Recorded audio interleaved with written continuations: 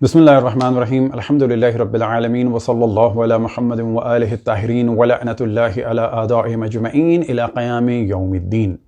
انا للہ وانا الیہ راجعون۔ 4 مارچ بروز جمعہ 2022 جمعہ کی نماز کے اجتماع میں پشاور کی شیعہ جامع مسجد میں دھماکہ ہوا اور امام مسجد مولانا شیخ ارشاد حسین خلیلی صاحب شہید ہوئے، اور اب تک کی اطلاعات کے مطابق تقریباً 70 کے قریب مؤمنین شہید ہو چکے ہیں اور 150 کے قریب زخمی ہیں، اور بعض اتنے شدید زخمی ہیں کہ شہادتوں کی تعداد بڑھنے کا بہت ہی قوی امکان ہے۔ یہ ہماری گفتگو نہ فقط تعزیت نامے کی حد تک ہے اور نہ ہی سنی ہوئی خبروں کو دوبارہ ڈسکشن کرنے کے لیے، یہ ہماری گفتگو ہے قوم کے نوجوانوں اور پڑھے لکھے افراد کو آگاہ کرنے کے لیے کہ وہ دشمن کو بھی سمجھیں، دشمن کے اعلی کار کو بھی سمجھیں، دشمن کے سہولت کار کو بھی سمجھیں، ان دشمنوں کو بھی سمجھیں کہ جو دشمن کے مکتب فکر سے ہمارے درمیان ہیں۔ اب یہ واقعہ کوئی نیا واقعہ نہیں ہے اور ہم تفصیل بیان کریں گے۔ جب بھی کوئی واقعہ ہوتا ہے تو دشمن اور اس کے اعلی کار اور سہولت کار یہ چاہتے ہیں کہ مجرم کو چھپایا جائے اور جرم کسی اور پر ڈالا جائے، بالکل ویسے ہی جیسے یزید نے اپنا جرم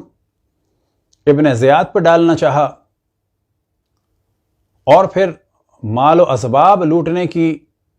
نسبت امام حسین پر دے دی، کہ جو بعض ہمارے لوگوں نے بھی امام حسین پر نسبت دے کر وہ کام کرنا چاہا کہ جو دشمن ان سے کروانا چاہتے تھے۔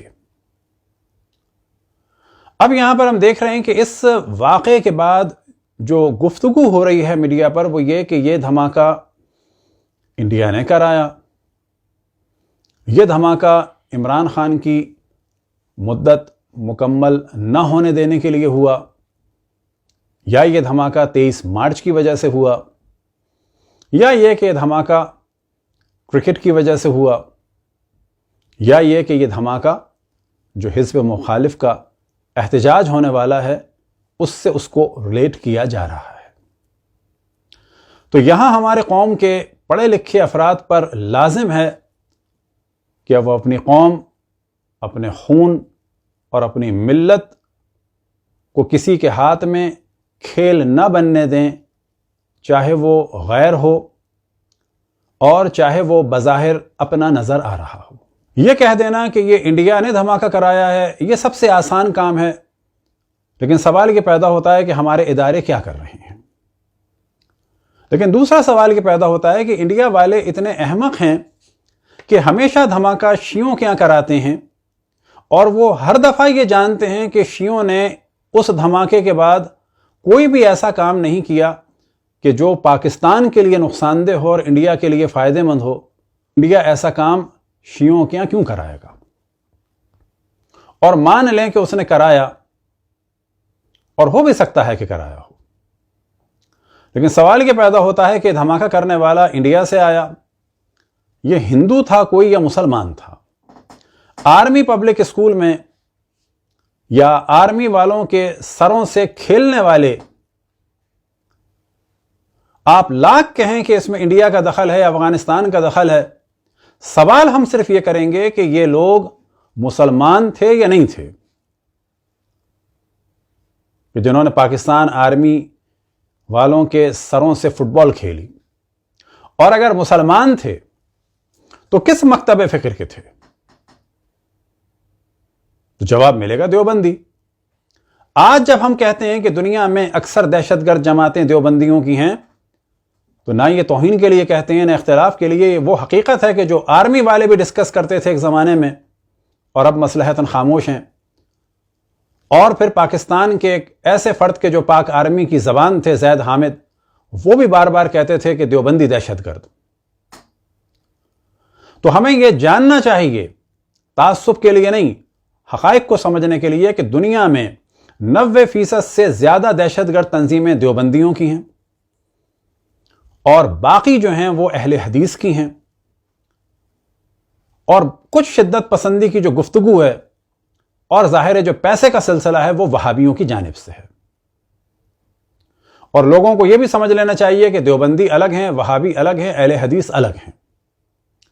دیوبندیوں کو وہابی کہہ کے خود ایک ریلیف دیا جاتا ہے اور دیوبندیوں کو بچا لیا جاتا ہے۔ اس سوال یہ پیدا ہوتا ہے کہ یہ واقعہ کوئی نیا واقعہ نہیں ہے، یہ واقعات صدیوں سے چل رہے ہیں۔ جب ہم صدیوں کا ذکر کر رہے ہیں تو اسے بھی دو طرح سے ڈسکس کیا جا سکتا ہے کہ بعد رسول اللہ صلی اللہ علیہ وسلم جو آل رسول پر ظلم کا سلسلہ شروع ہوا اس کا تعلق اس سے ہے، اور آج سے 200 سال پہلے جو ایک دہشت گرد تنظیم بنی تھی سید احمد بریلوی کے ذریعے سے اور شاہ اسماعیل دہلوی کے ذریعے سے، کہ جنہیں آج مشاہیر اسلام میں داخل کر کے قوم کو دہشت گرد بنایا جا رہا ہے، یہ سلسلہ وہاں سے شروع ہوا بر صغیر میں۔ آج آرمی والوں کی ذمہ داری ہے کہ جو لوگ شیعوں کی تکفیر کر رہے ہیں اور بعد میں فتوے دیتے ہیں انہیں قتل کیا جائے، پہلے ان کو دیکھا جائے کہ کس طرح سے وہ شیعوں کے خلاف لوگوں کو اکسا رہے ہیں۔ جب یہ گفتگو کی جاتی ہے تو بعض دفعہ دشمن کے اعلی کار اور صورت کار جو ہماری صفوں کے درمیان ہیں تو وہ کہتے ہیں کہ جی اختلافی بات ہو رہی ہے۔ نہیں، اختلافی بات نہیں ہے۔ ہاں،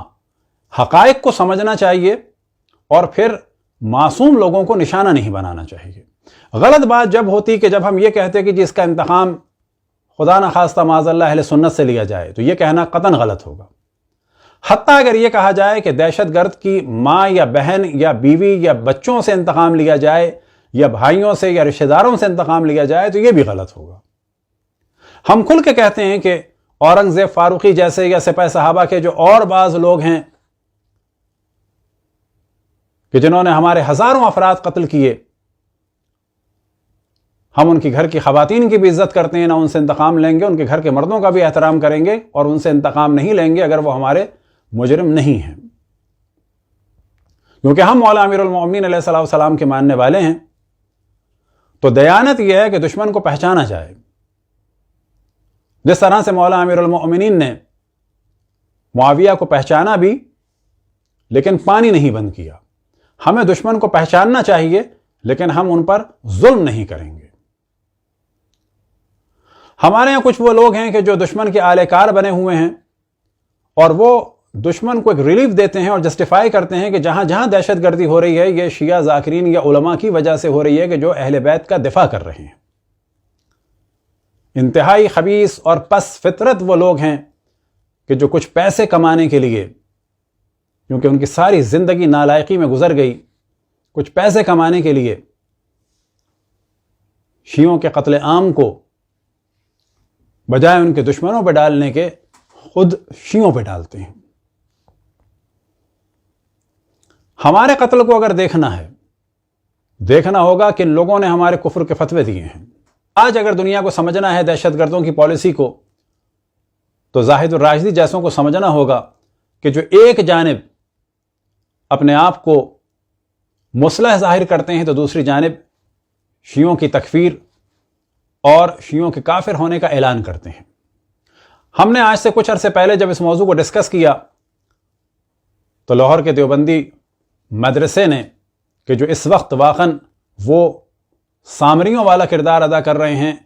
اور باقی ان کے بچھڑے بھی مذہب حق اہل بیت کو نقصان پہنچا رہے ہیں، اس وقت بھی ہم نے توجہ دلائی کہ یہ شخص اپنی ویب سائٹ پہ کھل کے کہہ رہا ہے کہ میرے والد بھی شیعوں کو کافر سمجھتے تھے اور میں بھی شیعہ اثنا عشری کی حد تک انہیں کافر سمجھتا ہوں، اور یہی نظریہ ہے جمہور علماء اہل سنت کا بقول ان کے۔ اور آج ہم نے دوبارہ ان کی ویب سائٹ کو دیکھا کہ جو بھی چاہے جا کے دیکھے zahidurrashidi.org/129، اور آج جو ہم نے اسکرین شاٹ لگایا ہے وہ 4 مارچ 2022 کا ہے، اور جو زیادہ ہم نے ہائی لائٹ کیا ہے تو وہ آپ کو پڑھ کے سنا دیں،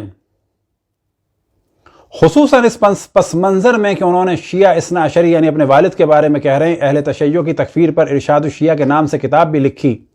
میں نے گزارش کی کہ انہوں نے ارشاد الشیعہ تصنیف فرمائی اور اس میں انہوں نے جو موقف اختیار کیا ہے وہ صرف ان کا موقف نہیں بلکہ یہ تو اہل سنت کا موقف ہے، اور خود ہمارا موقف بھی اثنا عشری اہل تشیع کی حد تک یہی ہے۔ یعنی یہ شخص اس وقت پاکستان میں شیعوں کے قتل کا ایک اہم ترین سبب ہے۔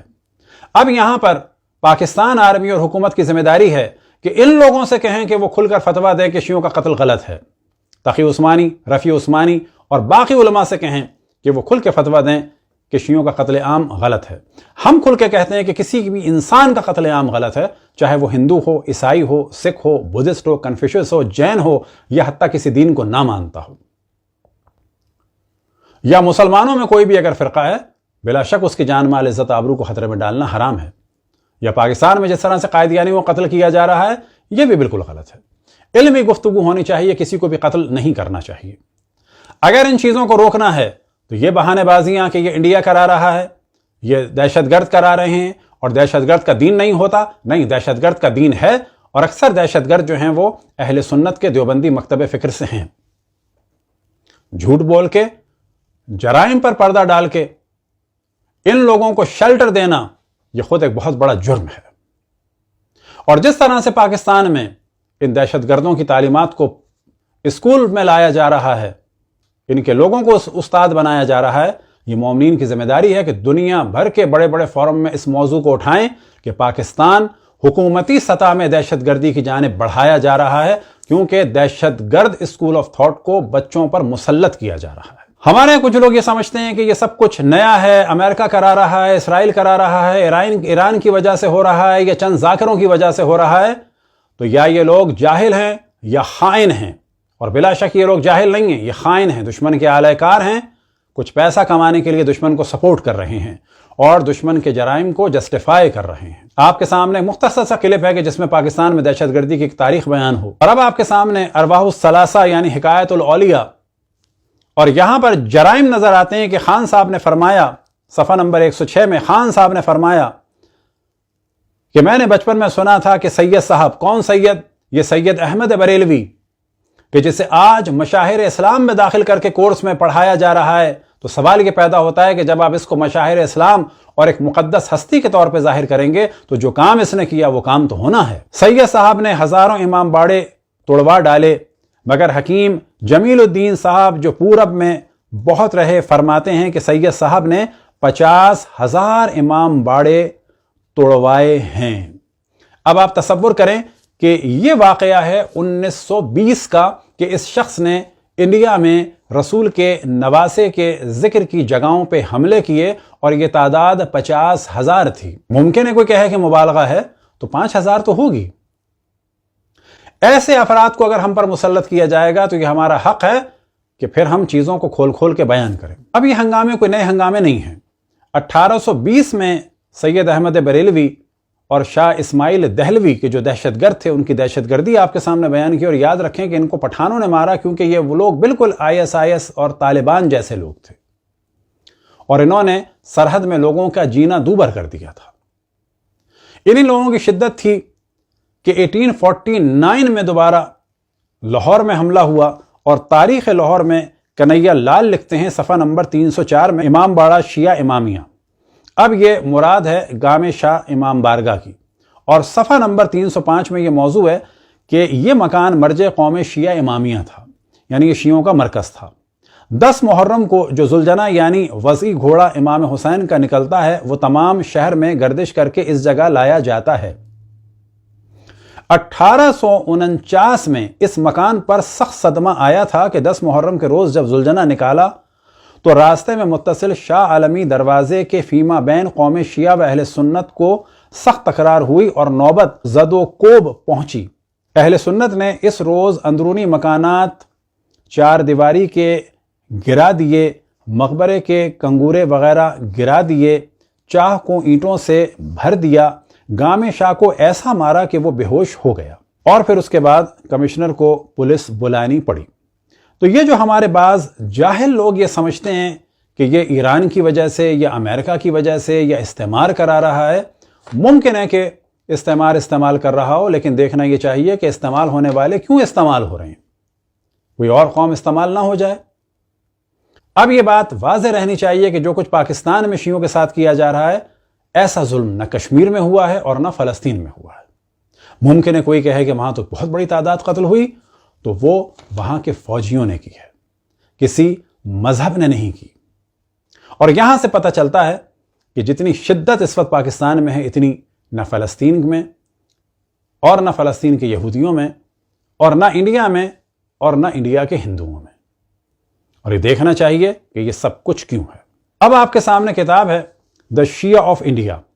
اور پیج نمبر ہے 178، اور یہاں پر یہ موضوع ہے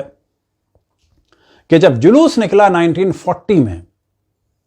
یہی خواتین کے جن کو گھر سے نہیں نکلنے دیا جاتا اور کہا جاتا ہے کہ یہ فقط گھر میں رہیں،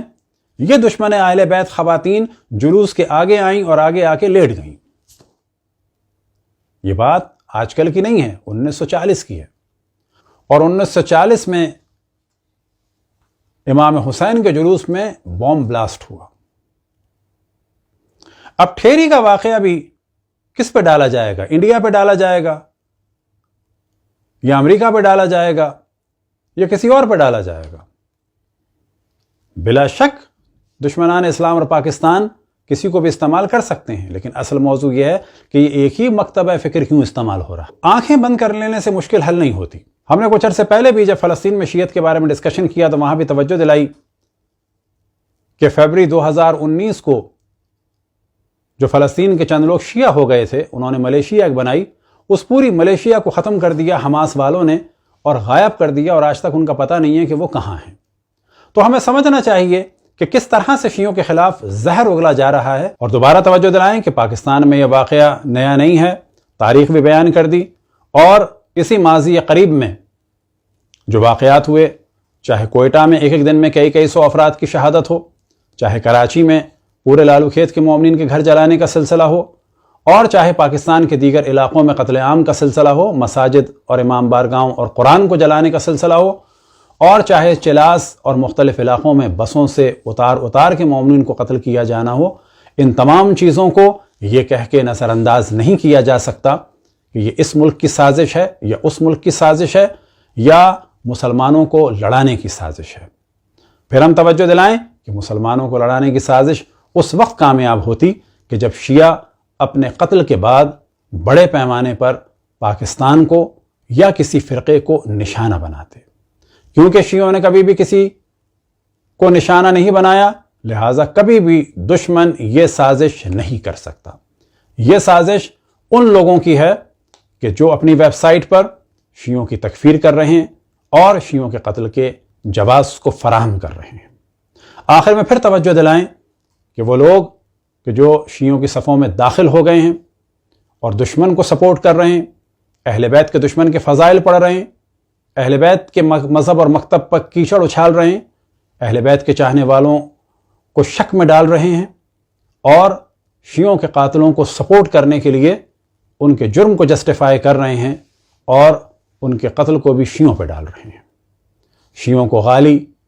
اور کافر قرار دے کر ان کے قتل عام کے لیے راہیں ہموار کر رہے ہیں،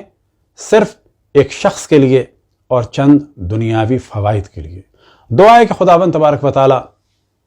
ہمارے دشمنوں کو ہدایت عطا فرمائے، چاہے وہ ہمارے درمیان ہوں چاہے باہر ہوں، اور اگر ہدایت کے قابل نہ ہوں تو انہیں نیست و نابود فرمائے، اور جن لوگوں کا وہ دفاع کر رہے ہیں انہی کے ساتھ انہیں محشور فرمائے۔ وصلی اللہ علی محمد و آلہ الطاہرین۔